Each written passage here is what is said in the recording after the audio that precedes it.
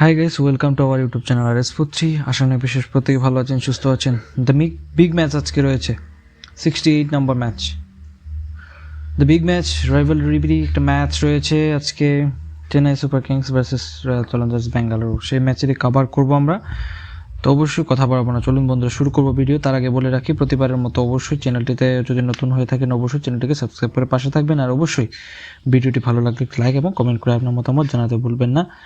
অবশ্যই আজকে দেখবো চেন্নাই ভার্সেস বেঙ্গালুরু। কার ফ্যান্স আছেন আপনারা অবশ্যই কমেন্ট করে জানাতে পারেন। তাহলে চলুন বন্ধুরা সরাসরি শুরু করা যাক।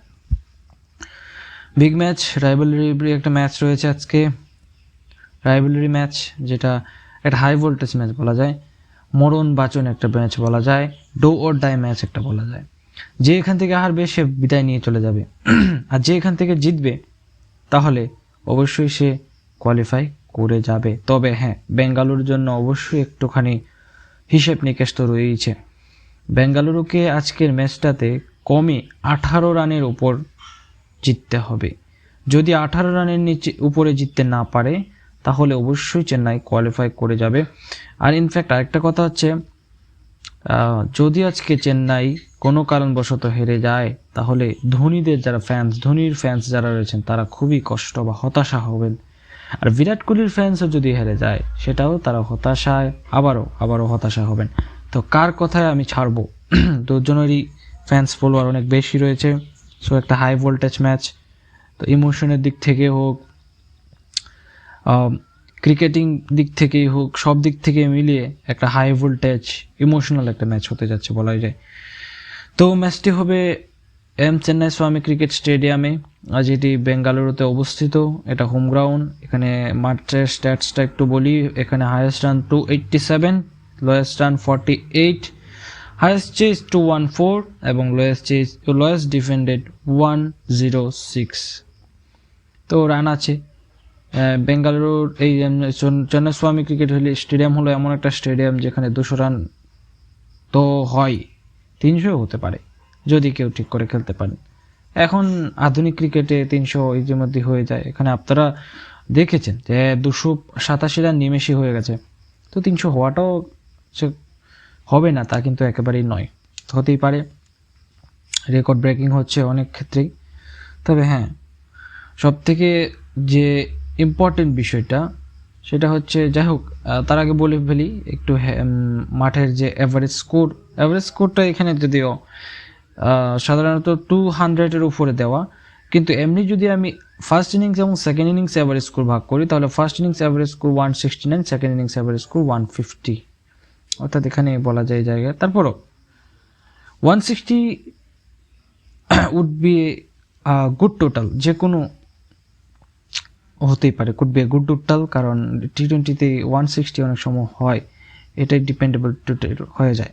কারণ একটা টি-20 ম্যাচে 160 মানে অনেকটাই হয়। তবে এখনকার আধুনিক ক্রিকেটে তা একেবারে নিমেষেই কিছুই না, তারপরেও বলা যায় একটা ফাইটিং টোটাল।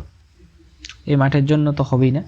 আর সবচেয়ে বড় একটা দুঃখজনক বিষয় হচ্ছে মেঘাচ্ছন্ন থাকবে মাঠ। আমরা দেখতে পাচ্ছি 4-3-4টা ম্যাচে কিন্তু বৃষ্টি হচ্ছে। গতকালকের ম্যাচে আমরা দেখলাম ওয়ানখেড়েতে বৃষ্টি হয়েছে হালকা হলেও। তো মেঘাচ্ছন্ন তো আছেই, বৃষ্টি কতটা হবে নাকি হবে না সেটা দেখার বিষয়। তো একটু সিচুয়েশনটা বলি। বৃষ্টি যদি হয় তাহলে অবশ্যই চেন্নাই কোয়ালিফাই করে যাবে, যদি পরিত্যক্ত ম্যাচ হয় 15 পয়েন্ট নিয়ে। আর যদি যদি যদি যদি যদি বৃষ্টি না হয় তাহলে অবশ্যই ম্যাচ দুজনের জন্যই খোলা রয়েছে। যদি বেঙ্গালুরু জিতে যায় তাহলে বিরাট কোহলি ফ্যান্সদের জন্য খুশির খবর। অবশ্যই বিরাট কোহলি আবারও একটা স্বপ্নের যে ট্রফিটা ছোঁয়া বা দেখার যে একটা ধাপ কিন্তু এগিয়ে যাবে, কোয়ালিফায়ার চলে যাবে। তবে তারপরে কি হয় সেটা আলাদা বিষয়। বিরাট কোহলি হলেন এমন একজন ক্রিকেটার, ইতিহাসে তিনি একমাত্র একই দলের হয়ে 17টি আসর খেলেছেন, তবে কোনো ট্রফির দেখা পাননি। এদিকে ধোনির ফ্যান্সের কথা বললে অবশ্যই ইমোশনাল বলাই যায়, কারণ ধোনি যদি এই ম্যাচটা হেরে যায় অবশ্যই হয়তো ধোনির ফ্যান্সদের আর ধোনিকে হয়তো দেখতে পাবেন কিনা সেটা কিন্তু বলাই যাচ্ছে না। কারণ হয়তো এই ম্যাচটাই ধোনির শেষ ম্যাচ হতে পারে। যদি সে এই আইপিএলের পরে আর ম্যাচ না খেলে তাহলে অবশ্যই সেই ম্যাচটা ধোনির শেষ ম্যাচ হতে পারে। একটা ইমোশনাল বিরাজ তো অবশ্যই করছে। তবে লক্ষণীয় বিষয় হবে আজকে বিরাট ভার্সেস ধোনি, দুর্দান্ত একটা স্টেডিয়াম খাঁচাখাচ ভরা থাকবে বলা যায়, একেবারে নিঃসন্দেহী। তো দেখার বিষয় সব কিছু মিলে। আমরা ঋতুরাজ গায়কোয়াড়কে দেখছি ক্যাপ্টেন্সি করতে। এক্ষেত্রে ধোনির এই ঋতুরাজের যে দল, সেখানে অনেক ক্রিকেটার চলে গেছে যারা চেন্নাইকে এতটুকু আসতে বা জিততে টপ 4-এ রাখতে সাহায্য করেছিল। মুস্তাফিজুর রহমান, মাথিসা পাথিরানা, তারা কিন্তু ইতিমধ্যে চলে গেছেন। মুস্তাফিজ তার জাতীয় ডিউটির জন্য চলে গেছেন। মাথিসা পাথিরানা তিনি অ্যাঙ্কেল ইঞ্জুরির জন্য তিনি বাইরে গেছেন এবং ইতিমধ্যে তিনি বিশ্বকাপেও নাম ডাক পেয়েছেন এবং তিনি ইতিমধ্যে যুক্তরাষ্ট্রে আছেন, খবর পাওয়া যাচ্ছে। তাকে হয়তো এই আইপিএলে পাবেন না। এবং মুস্তাফিজ এবং পাথিরানা ছাড়া বাকি যে কয়েকটা 4-3টে ম্যাচ হলো, 2-3টে ম্যাচ হলো, এখানে কিন্তু বেশ বলারের জন্য বেশ অসুবিধা একটা আমরা দেখতে পেয়েছি বলা যায়। একমাত্র সিমরজিৎ সিং তিনি একমাত্র লড়াই করেছেন, এছাড়া কিন্তু কাউকে তেমন কোনো লড়াইয়ে আমরা দেখা যায়নি, বিশেষ করে বলারের দিক থেকে। বেঙ্গালুরুর একটা ধাক্কা রয়েছে। উইল জ্যাক্স মোটামুটি দুরন্ত ফর্মে থাকায় ক্রিকেটার ম্যাক্সওয়েলের অন্তর্ভুক্তি হয়েছিল, যেখানে তার পরিবর্তন হিসেবে যেখানে একটি সেঞ্চুরিও করেছেন, সকলেরই মনে থাকার কথা। তো তিনিও কিন্তু নিজস্ব দলে যোগ দেবার জন্য চলে গেছেন, আন্তর্জাতিক ডিউটির জন্য তিনি চলে গেছেন উইল জ্যাক্স, তাই তাকেও কিন্তু পাওয়া যাচ্ছে না পরের ম্যাচে। আমরা যদি বলি শুধু উইল জ্যাক্স নয়, রিস্টপলিকেও পাওয়া যাচ্ছে না, রিস্টপলিও কিন্তু চলে গেছে। তো এক্ষেত্রে বলতেই পারি দুটো দলেরই জন্য একটা ইম্পর্টেন্ট ম্যাচে এসে কিন্তু বড় বড় ক্রিকেটারকে আমরা পাচ্ছি না। যাই হোক, বিরাট ভার্সেস ধোনি ইমোশন কী হয় সেটি দেখার বিষয়। হেড টু হেডের কথা বলি, শেষ 10টি ম্যাচে চ্যালেঞ্জার্স জিতেছে মাত্র 3টি এখানে সামথিং, এবং চেন্নাই যেখানে 7 সামথিং জিতেছে। মোট 35টি ম্যাচ খেলা হয়েছে। তো চেন্নাইয়ের পাল্লা ভারী অবশ্যই, এবং যেখানে আরসিবির পাল্লা কমই আছে। এবারে যদি ছটপট একটু প্লেইং 11টা একটু দেখে নেই, প্লেইং 11টা কী হতে পারে। প্রথমত চেন্নাই সুপার কিংসের জন্য বলি, অবশ্যই ইম্প্যাক্ট হিসেবে আমরা তুষার দেশপান্ডে বোলারের দিক থেকে এবং ব্যাটিংয়ের দিক থেকে হয়তো আমরা অজিঙ্ক্য রাহানে বা সিমর রিজভিকে দেখতে পাবো। অজিঙ্ক্য রাহানেকে অনেক সুযোগ দেওয়া হয়েছে, তবে সেরকম কিছু করতে পারেননি, তো Sameer Rizvi is the best option হতে পারে। তার বেঙ্গালুরুর ক্ষেত্রে যদি বলি, রজত পাটিদার অবশ্যই ঢুকে যাবেন, যেহেতু আজকে উইল জ্যাক্স থাকবেন না, তাই গ্লেন ম্যাক্সওয়েল হয়তো ঢুকে যাবেন এই জায়গায়। তাহলে আমরা হয়তো রজত পাটিদারকে প্লেইং 11-এ দেখতে পারি, আবার ইম্প্যাক্ট হিসেবে রাখতে পারি রজত পাটিদার, ইয়েস ডায়াল, দুজনের মধ্যে, অথবা স্বপ্নিল সিং কিংবা রজত পাটিদার বা অন্য কেউ হতে পারে। চলুন আমরা প্লেইং 11টা একটু দেখে নিই। প্লেইং 11টা যদি বলি, প্রথমে চেন্নাইয়ের কথা আসা যাক। চেন্নাই যদি প্রথমে বলি, রচিন রবীন্দ্র, ঋতুরাজ গায়কোয়াড়, ড্যারেল মিচেল, শিবম দুবে, মঈন আলী, রবীন্দ্র জাডেজা, মহেন্দ্র সিং ধোনি, দীপক চাহারকে আজকে ব্যাক করতে দেখতে পারি। উনি খবর যতটুকু পাওয়া যাচ্ছে তিনি সুস্থ হয়েছেন, এবং সিমরজিৎ সিং রয়েছেন। এবং এক্ষেত্রে যদি আমরা বলি, শার্দুল ঠাকুরকেও আমরা আজকে দেখতে পারি।